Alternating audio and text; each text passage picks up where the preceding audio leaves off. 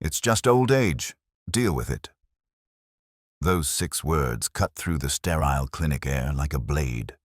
Lauren Mitchell, 29 years old and 3 years into her nurse practitioner license, didn't even look up from her tablet as she spoke.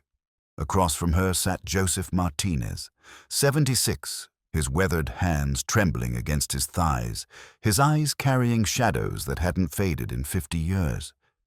He'd come seeking help for the tremors that made holding his morning coffee impossible, for the nightmares that dragged him back to places his file said didn't exist. Lauren saw an old man wasting her time. She had no idea she was looking at a ghost who'd walked through hell so she could sit in that comfortable chair. If you believe our veterans deserve better than dismissal, type respect in the comments right now. Joseph Martinez hadn't always been invisible. Once, he'd been Ghost, a call sign earned in the darkest corners of the world where SEAL Team 6 operated beyond the reach of daylight and oversight. He'd volunteered at 19, driven by something he couldn't name, only to discover it in the brotherhood of men who ran toward gunfire while others ran away. 26 years of service, 43 classified missions across 3 continents, a file so redacted it looked like a zebra crossing. But that was decades ago, and the man who'd once moved through hostile territory like smoke now struggled to move through the produce section without his hands shaking. He'd retired to a quiet life, never spoke about his service, wore his old ball cap and faded jacket to appointments. To people like Lauren, he was just another elderly patient on an overpacked schedule, another name to process and move along. The tremors had started 6 months ago, subtle at first, then progressively worse.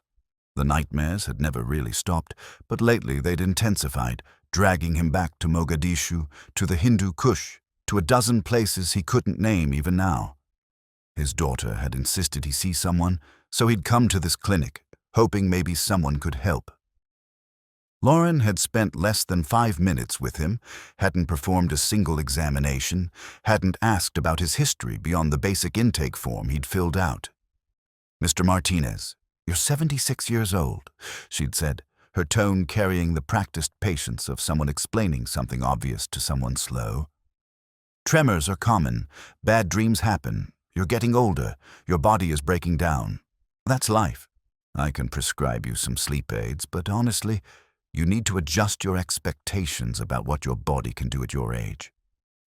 Joseph had sat quietly, the way he always did when civilians spoke to him with that particular dismissiveness. He'd learned long ago that most people couldn't see past the surface, couldn't imagine that the old man in the waiting room might have once been something more. "Ma'am," he'd said softly, his voice still carrying traces of the command it once held. "I don't think you understand.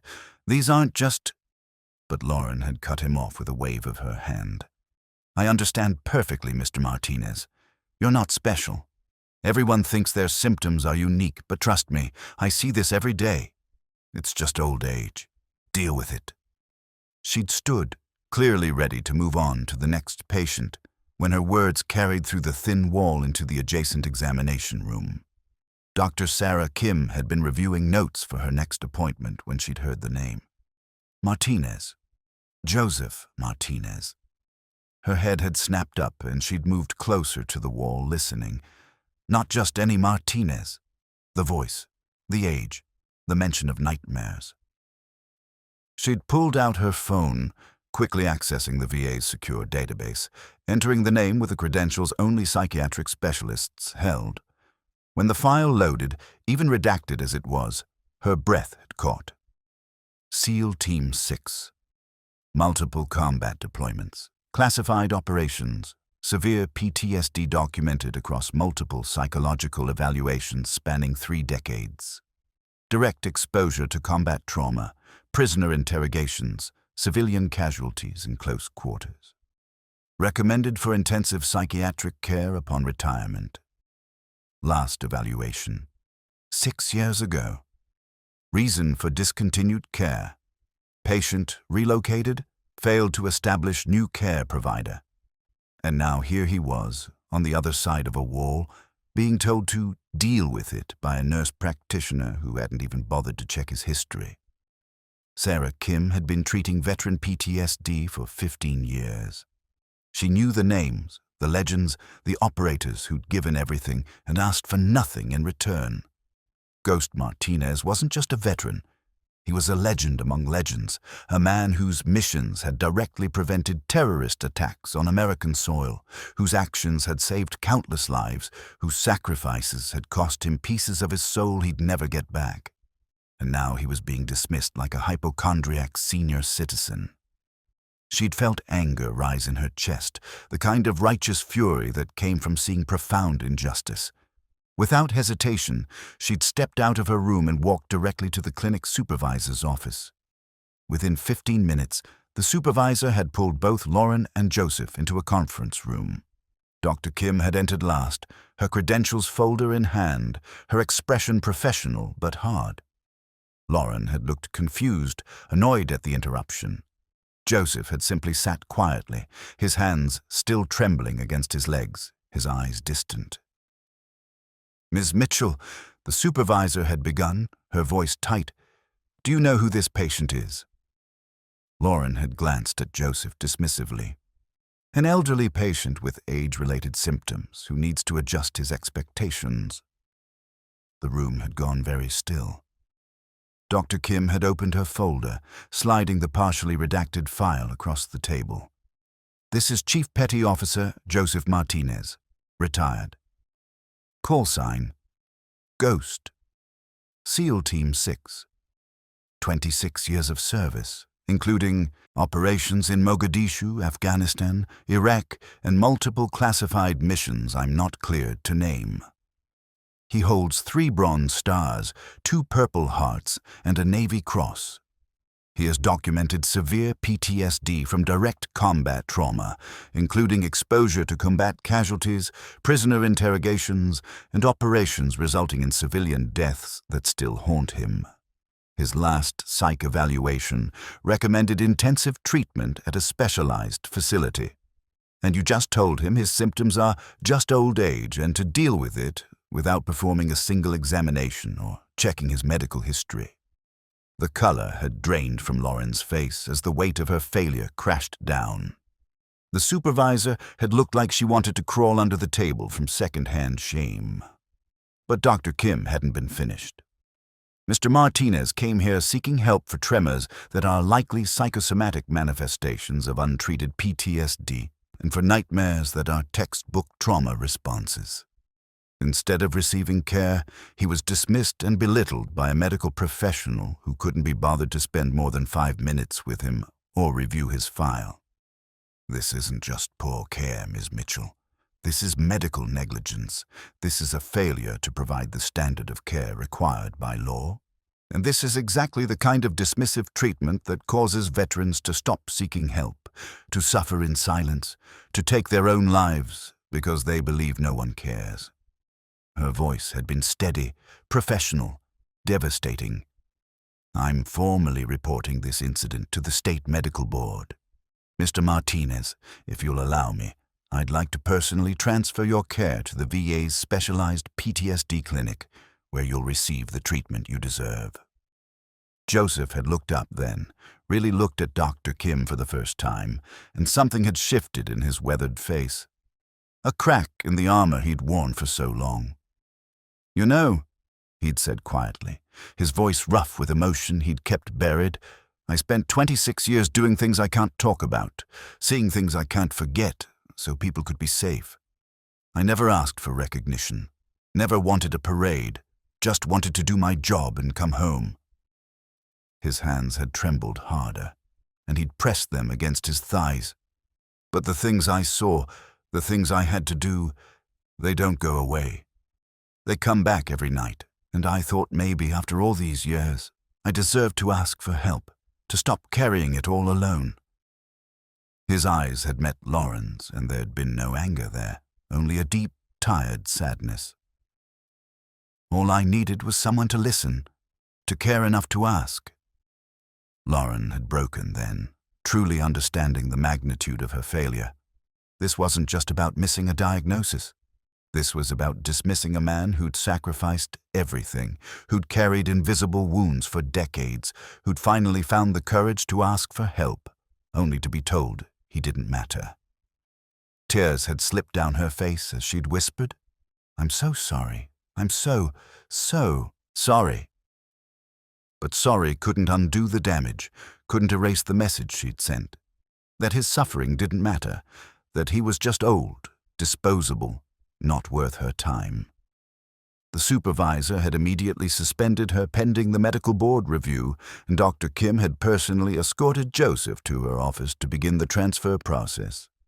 Within a week, Joseph Martinez was enrolled in the VA's specialized PTSD treatment program. He attended therapy 3 times a week, joined a veteran support group, and began medication that actually addressed his symptoms rather than masking them. The tremors started to ease. The nightmares, while not gone, became less frequent, less vivid. He met other operators, other ghosts who carried similar shadows, and found that speaking the unspeakable among men who understood was its own form of healing. Dr. Kim became not just his psychiatrist, but his advocate, ensuring he received every resource available. For the first time in decades, Joseph felt like maybe he wasn't meant to carry everything alone. Like maybe asking for help wasn't weakness, but the bravest thing he'd done. Lauren Mitchell faced a formal review by the state medical board. The investigation revealed a pattern of rushed appointments and inadequate patient care, particularly with elderly patients she deemed difficult or time-consuming. Her license was suspended for 6 months, and she was required to complete additional training in veteran care, trauma recognition, and medical ethics before returning to practice. The clinic implemented new protocols requiring comprehensive patient history reviews and longer appointment times.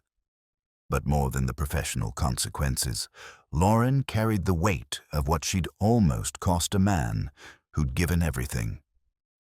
She thought about Joseph Martinez every day, about the invisible wounds she'd dismissed, about the arrogance that had made her believe she could judge someone's worth in 5 minutes. The story of Ghost Martinez spread quietly through the veteran community, not as a tale of victimhood, but as a reminder that behind every weathered face might be a hero who walked through fire. That age doesn't diminish what someone has endured or overcome. That trembling hands might once have held weapons in defense of freedom, and now simply need gentle care. That nightmares aren't weakness. They're the price of courage, the scars that prove someone stood in the gap when others couldn't or wouldn't. Veterans across the country heard the story and felt seen, validated, reminded that their service mattered, that their struggles were real, that they deserved care, respect, and dignity. Not because they demanded it, but because they'd earned it through sacrifice most would never understand. Joseph Martinez continues his treatment today, his hands steadier, his nights quieter, his burden shared among brothers who understand. He volunteers at the VA now, sitting with younger veterans who struggle to speak, their truth offering the quiet presence of someone who's been there and survived.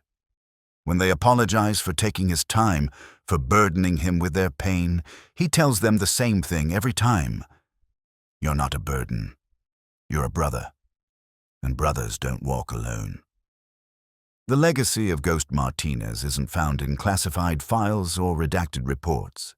It's found in every veteran who hears his story and finds the courage to seek help, to admit they're struggling, to believe they deserve better than being told to deal with it. Because they do. Every single one. Subscribe to my channel if you believe our veterans deserve respect, proper care, and recognition for the invisible wounds they carry. They stood for us when we needed them most. The least we can do is stand for them now. Share this story. Comment honor. Let every veteran know they matter, their service matters, and their pain is real. They are not just old. They are not just numbers. They are heroes who deserve better than dismissal. They deserve everything we can give them, and more.